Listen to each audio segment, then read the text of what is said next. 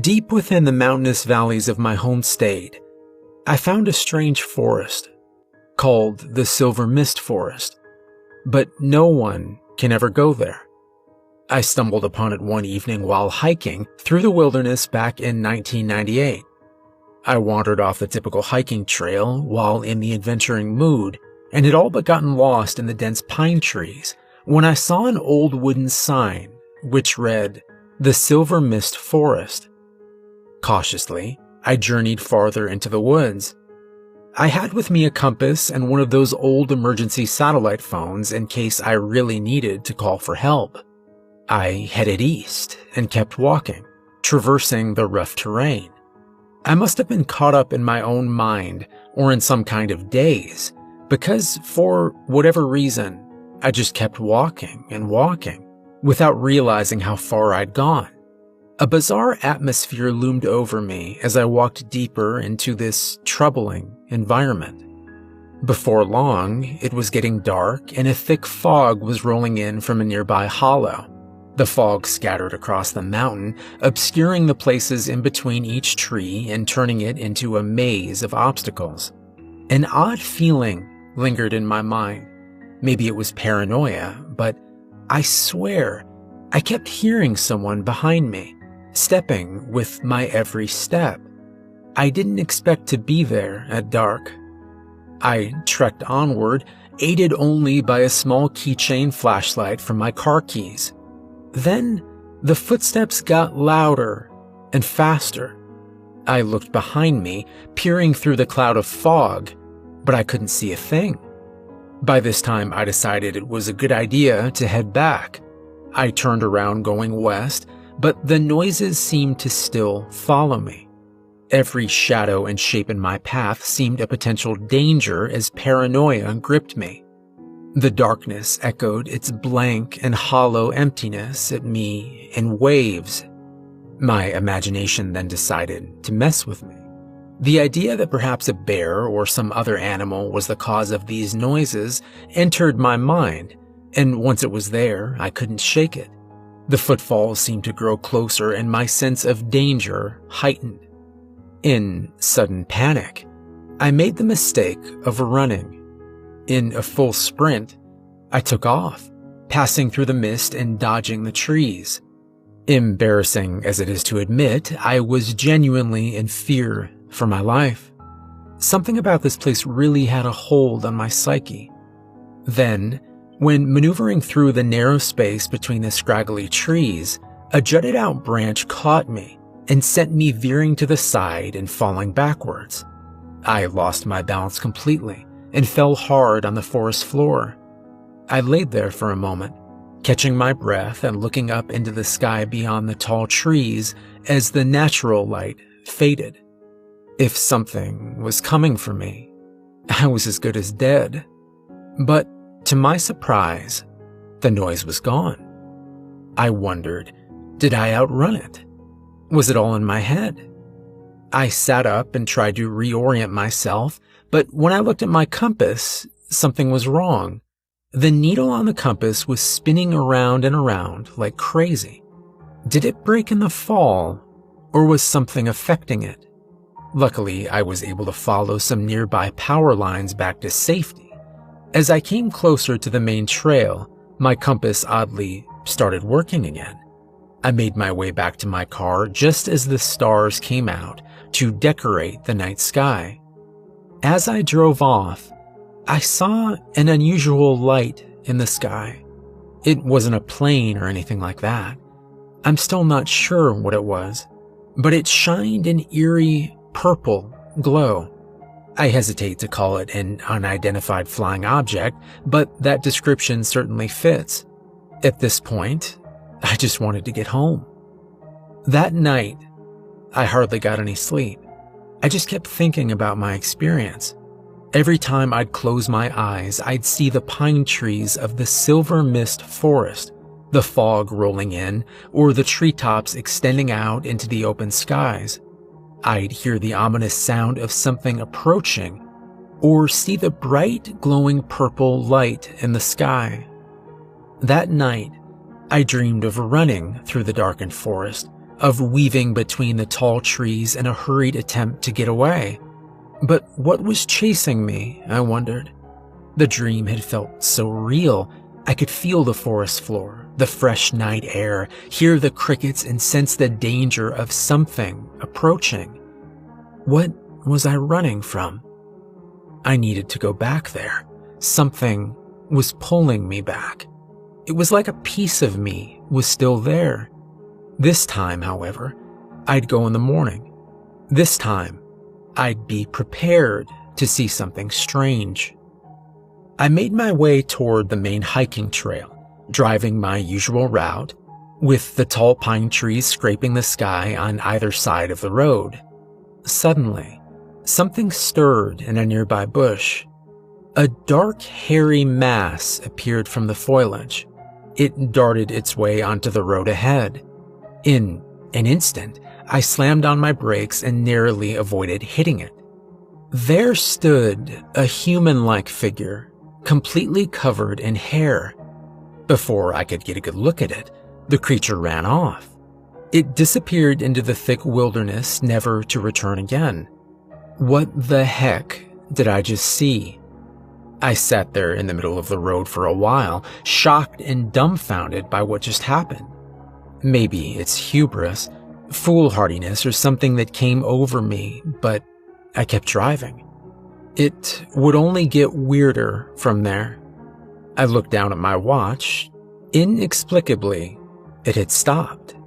I parked my car at the trail entrance and began the trek into the woods. I entered into the silver mist forest, traveling across the tough terrain once more and heading east in the direction of the sunrise. The forest felt alive and active, as if every tree was conscious of my presence. It felt even stranger than before. The environment seemed to hum with electricity. The atmosphere surrounded me and clung to me like a blanket. The air was thick and hardly breathable.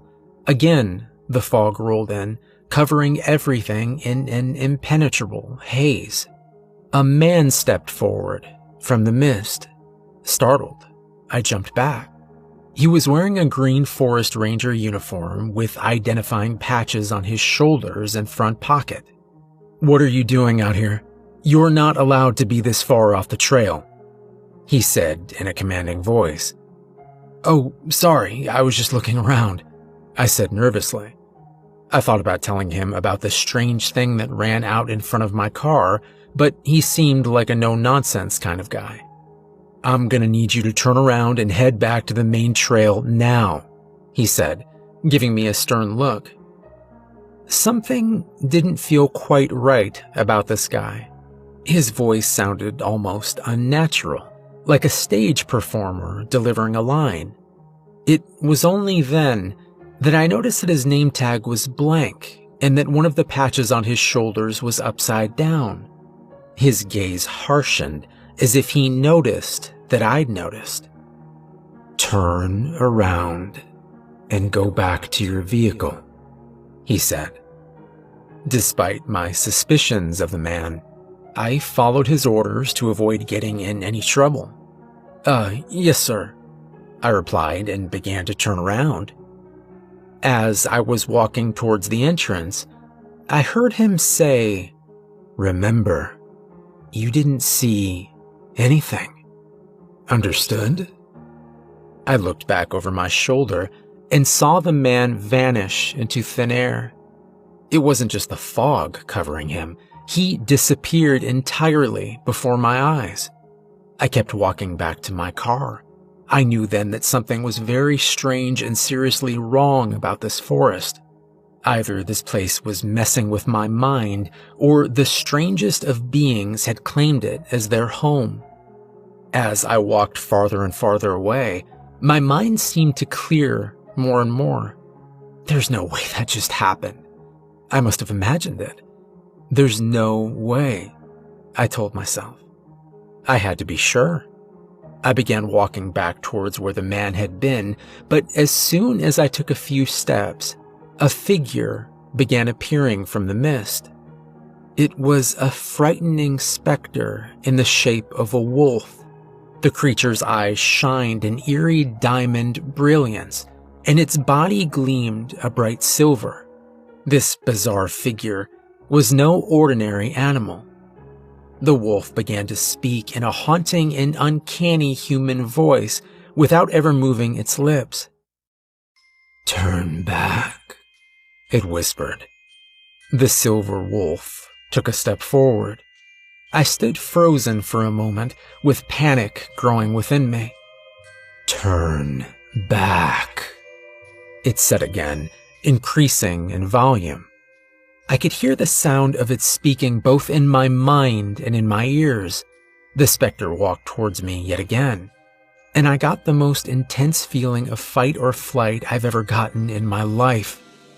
"Turn back," it wailed.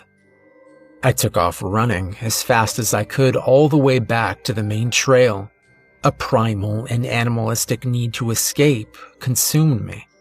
I scrambled to the sanctuary of my vehicle and got in.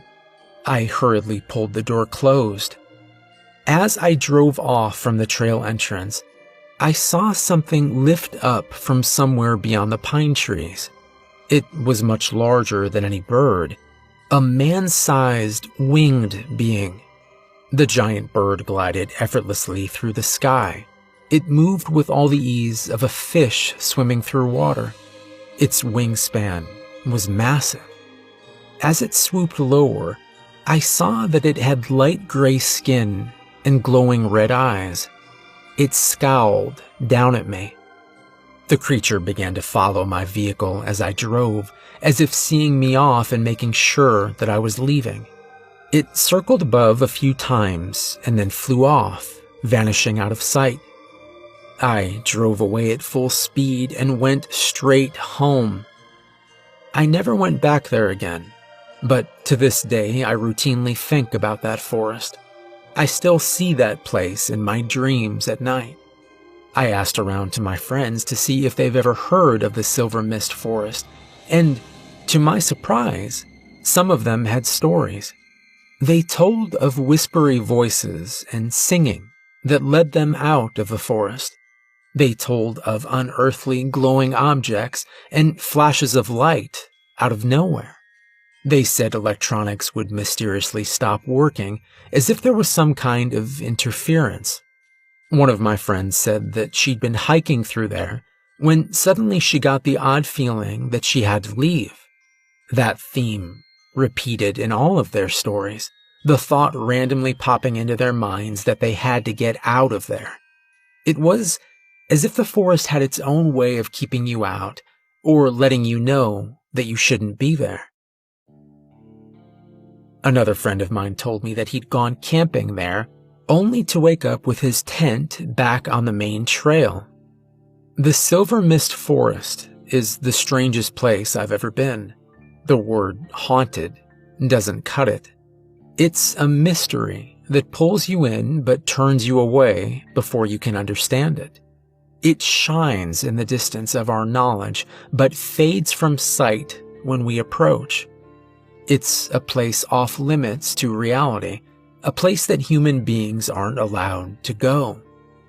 The reason I felt compelled to tell about this decades later is that a few days ago I saw a news story about that area which said that a massive fire ripped through the forest, burning away everything in sight. I don't have to worry about some idiot like me reading this story and heading out there now. That's the end of the Silver Mist Forest. Whatever was there has taken its secrets with it. However, it's not the only place out there like this. I know it's not the only place. You should be aware of that. There are places on this earth where monsters roam, where unexplainable lights glow in the night sky, and where people and animals aren't quite what they seem. You just have to know where to look. And sometimes, if you're like me, you'll find it by accident.